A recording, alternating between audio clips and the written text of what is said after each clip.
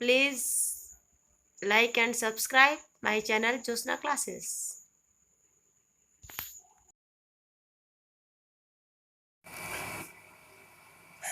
Good morning students. मैं आपको मजदूरी के सिद्धांत बता चुकी हूँ।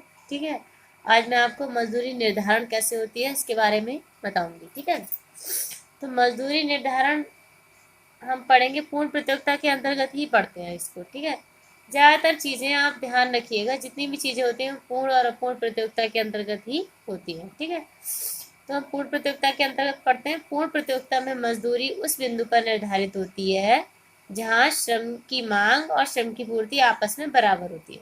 मैं आपको बता चुकी हूँ। ठीक है, जहाँ श्रम की मांग और पूर्ति क्या हो जाएगी, आपस में बराबर हो जाएगी, वहां पर मजदूरी निर्धारित हो जाती है। ठीक है, तो हम समझ लेते हैं डायग्राम की सहायता से कैसे निर्धारित होती है। देखिए, ये ओ एक्स अक्ष है। ठीक है, श्रमिकों की संख्या ओ वाई है। ठीक है, ये ठीक है, तथा ओ एक्स अक्ष पर श्रम की मात्रा है। ओ एक्स अक्ष पर श्रम की मात्रा है और ओ वाई अक्ष पर क्या है, मजदूरी है। ठीक है, और डी डी जो ये वाला वक्र है, डी डी क्या है, उद्योग के लिए श्रमिकों का मांग वक्र है। ठीक है, तथा एस एस क्या है, ये एस एस आपको पता है एस एस क्या होता है, सप्लाई वक्र यानी कि पूर्ति वक्र, तथा एस एस उद्योग के लिए पूर्ति वक्र है। ठीक है, अब बिंदु ई पर क्या हो रहा है, हमारा संतुलन बिंदु हो रहा है। दोनों यहाँ पर क्या कर रहे हैं, एक दूसरे को काट रहे हैं। ठीक है, तो बिंदु ई पर संतुलन की इस अवस्था को प्रकट हो रहा है कि इस बिंदु पर क्या हो रहा है, श्रम की मांग और पूर्ति दोनों आपस में क्या हो रहे हैं, बराबर हो रहे हैं। ठीक है, यहाँ पर मांग और पूर्ति बराबर हो रहे हैं। ये इधर से आ रहा है डिमांड, मतलब मांग और सप्लाई। ठीक है, दोनों चीजें आपस में क्या हो जा रही है, यहाँ पर संतुलित कर रहा है इसको। ठीक है, तो अतः एक प्रतियोगिता में क्या है कि प्रतियोगिता की अवस्था में हम देखेंगे मजदूरी की दर ओ डब्ल्यू निर्धारित होगी। ठीक है, जैसे कि ये ओ और ये डब्ल्यू, जब ये मजदूरी की दर निर्धारित होती है तथा श्रमिकों की संख्या ओ एन, ये इतने श्रमिक होंगे और इतनी मजदूरी होगी, ये क्या होगी, निश्चित होगी एक तरीके से। ठीक है, यहाँ पर क्या हो जाएगा, श्रमिकों को ओ एन मजदूर में रोजगार प्राप्त हो जाएगा और उनकी मजदूरी क्या होगी, ओ डब्ल्यू, ये उनकी मजदूरी होगी, ये उनका रोजगार होगा। तो यहाँ पे क्या हो गया, मांग और पूर्ति एक दूसरे के बराबर हो गई। ठीक है, और पूर्ण प्रतियोगिता की अवस्था में मजदूरी की दर ओ डब्ल्यू निर्धारित होगी तथा ओ एन रोजगार प्राप्त होगा। तो उद्योग द्वारा निर्धारित, आपको पता है पूर्ण प्रतियोगिता में क्या होता है, उद्योग क्या होता है, मजदूरी निर्धारक होता है और जो भी फर्म होते हैं वो स्वीकारक होते हैं। तो उद्योग द्वारा निर्धारित मजदूरी को प्रत्येक फर्म दिया हुआ स्वीकार कर लेता है। ये निर्धारित कर दिया, ये उद्योग का डायग्राम है, देखो। ठीक है, ये हमारा फर्म का डायग्राम है। ठीक है, अभी मैंने आपको केवल उद्योग समझाया। अब इस उद्योग में जो कीमत, जो मजदूरी निर्धारित होगी ओ डब्ल्यू, ठीक है, जो भी उसकी मजदूरी निर्धारित होगी वो इस फर्म को क्या करेगा, एक्सपेक्टेबल होगी, मतलब ये भी वही मजदूरी पर काम करेगा। मैंने आपको बताया कि उद्योग कीमत निर्धारित होते हैं, ना कि फर्म। तो यहाँ से जो मजदूरी ओ डब्ल्यू निर्धारित होगी, जहां पे संतुलित हो गया था, वही फर्म के लिए हो जाएगी मजदूरी। ठीक है, तो सेम रहेगा ओ डब्ल्यू।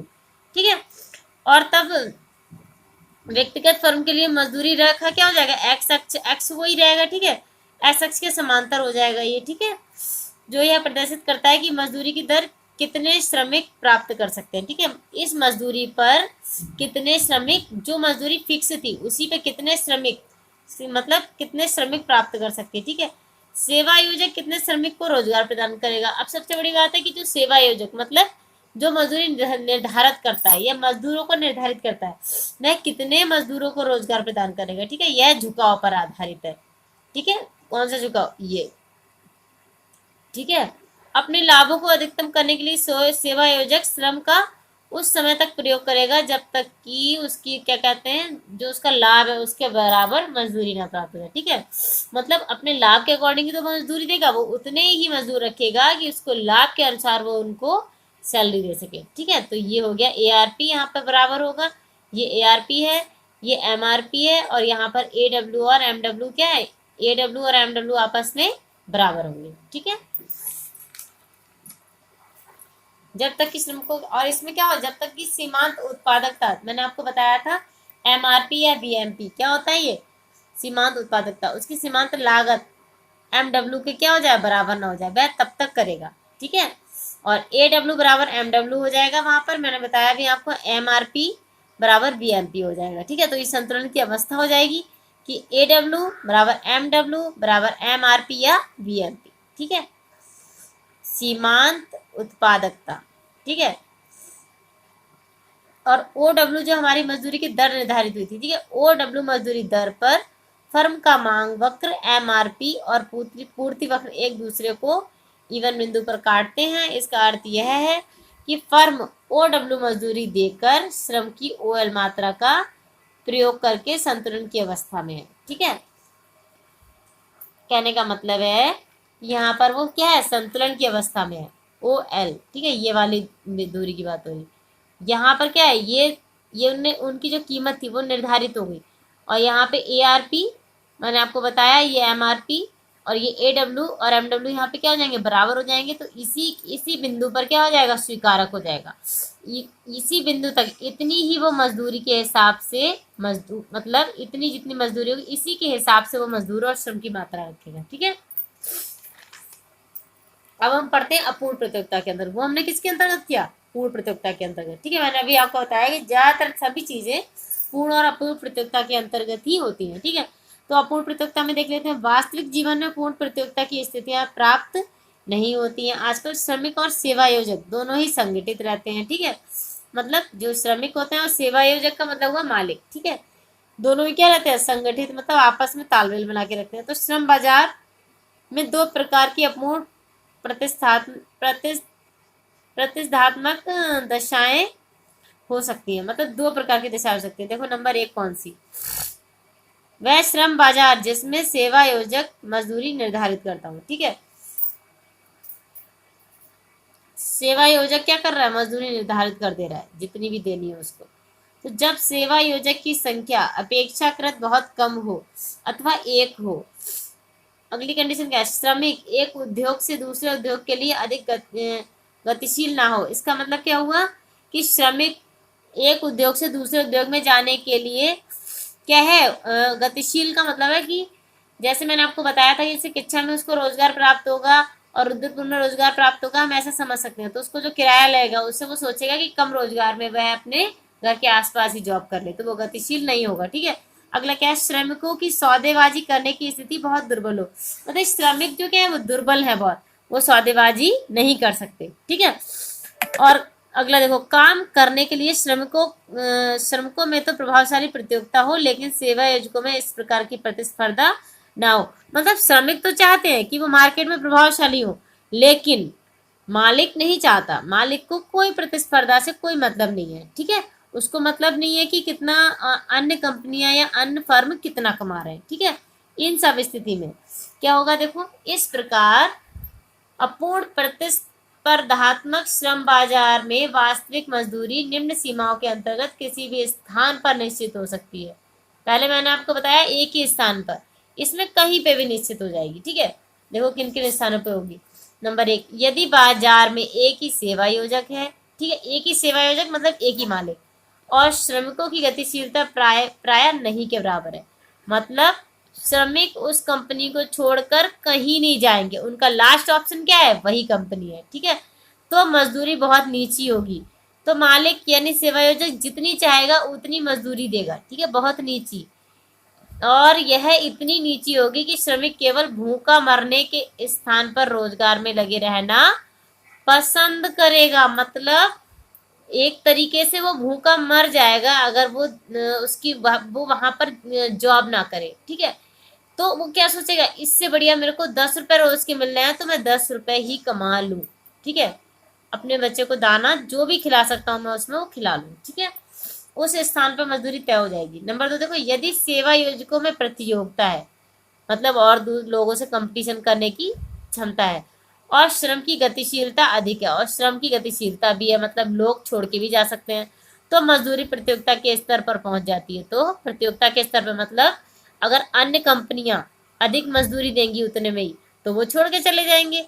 तो वो क्या करेगा, उन प्रतियोगिता पर अगर वो मालिक सोचेगा कि अगर ये लोग जा रहे हैं तो वो क्या करेगा, मजदूरी अपनी कंपनी में ही बढ़ा देगा। तो उसी स्तर पर जितने में प्रतियोगिता चल रही है मजदूरी वहां पर तय हो जाएगी। ठीक है, अगर कोई क्या कहते हैं 10,000 में जॉब कर रहा है, कोई क्या कहते हैं 15,000 देना चाह रहा है पड़ोस की कंपनी, तो वो क्या कहेगा, तो वो 16,000 में तय हो जाएगा, मतलब 1,000 ज्यादा देकर उस अपने मजदूरों को वही रोक लेगा। ठीक है, अब अगला देखो, पहला मैंने आपको बताया वह श्रम बाजार जिसमें सेवा योजक मजदूरी निर्धारित करता है। ठीक है, अब दूसरा क्या है, वह श्रम बाजार जिसमें श्रमिक और सेवा योजक दोनों ही शक्तिशाली होते हैं, मतलब काम करने वाले श्रमिक भी शक्तिशाली हैं और सेवा योजक दोनों ही शक्तिशाली। सेवा योजक कितनी भी मजदूरी देने के लिए शक्तिशाली है, पावरफुल है, और श्रमिक कितनी भी मजदूरी प्राप्त करने के लिए अपनी क्षमता का प्रयोग कर सकता है। ठीक है, तो इस प्रकार अपूर्ण प्रतियोगिता की दशाओं में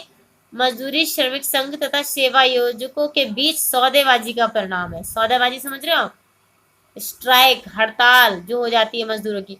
सेवा आयोग साधारणतः नीचे से नीचे मजदूरी देने का प्रयास करेगा। ठीक है, वो तो कम से कम देगा। और श्रमिक संघ जो जो यूनियन बन जाता है मजदूरों का, यूनियन क्या करेगा, ऊंची से ऊंची मजदूरी प्राप्त करना चाहेगा। वो संघ बना के कहेगा इससे कम हम नहीं लेंगे, सब एकजुट हो जाएंगे। मजदूरी की वास्तविक दर इस बात पर निर्भर करेगी कि दोनों के तुलनात्मक सौदा करने की शक्ति किस प्रकार है। मतलब सौदा कहाँ पे तय होगा, बीच में कहीं तय होगा। ठीक है, शक्ति किस प्रकार है, यदि सेवा योजक अधिक शक्तिशाली है, अगर मालिक अधिक शक्तिशाली हो गया और उसे हड़ताल के कारण आय में स्थायी होने का आय हड़ताल के कारण आय में स्थायी होने का भय नहीं है, मतलब सेवा योजक शक्तिशाली है और उसे पता है कि अगर मैं मजदूरी बढ़ा भी देता हूँ तभी ये स्थायी रखूंगा, अगली बार इसको कम कर दूंगा, इसका भय नहीं है। लेकिन अगर जिसको भय हो गया कि अगर एक बार मैंने मजदूरी बढ़ा दी तो फिक्स हो गई, तो उसे हमेशा के लिए देनी पड़ेगी। इसके विपरीत यदि श्रमिक संघ अधिक शक्तिशाली है, ठीक है, और हड़ताल सफलतापूर्वक चलाई जा सकती है।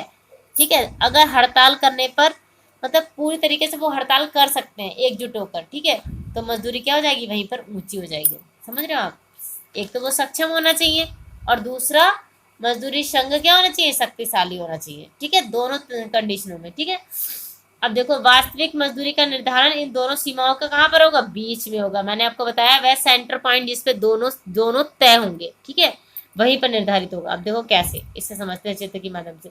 पूर्ण प्रतियोगिता के विपरीत अपूर्ण प्रतियोगिता में औसत मजदूरी AW एवरेज राइट, ठीक है, वक्र ऊपर की ओर उठता है। ठीक है, और सीमांत AB इसमें समझ लेंगे, जैसे ये देखो AB पूर्ण प्रतियोगिता में क्या है, ऊपर बढ़ता जा रहा है, ऊपर को बढ़ता जाएगा। ठीक है, और सीमांत मजदूरी MW वक्र AW से भी ऊपर, सीमांत मजदूरी इससे भी ऊपर जा रही है। ठीक है, सीमांत क्या होता है, हम 2-3 लोगों का एवरेज निकालते हैं, वो सीमांत होता है।